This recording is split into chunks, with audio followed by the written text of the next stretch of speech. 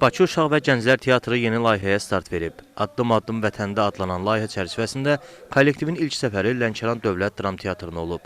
Tədbirin aparıcıları aktyorlar Mehman Piriyev və Səyyad Əliyev balacaları salamlayaraq onlara teatrın tarixi, fəaliyyəti və gələcək planları ilə bağlı məlumat veriblər. Daha sonra səhnəyə Lənkəran Dövlət Dram Teatrının direktoru, əməkdar mədəniyyət işçisi, Dağıstan Respublikasının əməkdar artisti Laləzər Hüseynova, Bakı Uşaq və Gənclər Teatrının yaradıcısı, Respublikanın əməkdar artisti İntiqam Soltan dəvət olunublar.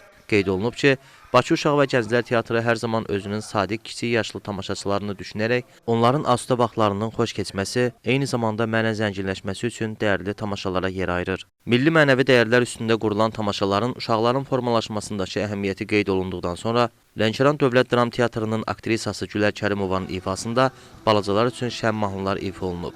Ardınca Bakı Uşaq və Gənclər Teatrının repertuarından Ağıllı Tülkü, Danışan Gəlinci, Şəngülüm, Şüngülüm, Məngülüm, Sevgi Şimşəyi tamaşalarından parçalar uşaqların böyük sevincinə səbəb olub və sürəkli alqışlarla qarşılanıb. Qeyd edək ki, Addım-addım vətəndə adlanan layihə çərçivəsində kollektiv ayda bir gün Azərbaycanın müxtəlif bölgələrində fəaliyyət göstərən teatr kollektivləri ilə əməkdaşlıq etməklə açıq qapı prinsipi ilə birgə tamaşa və tədbirlər keçirmək niyyətindədir.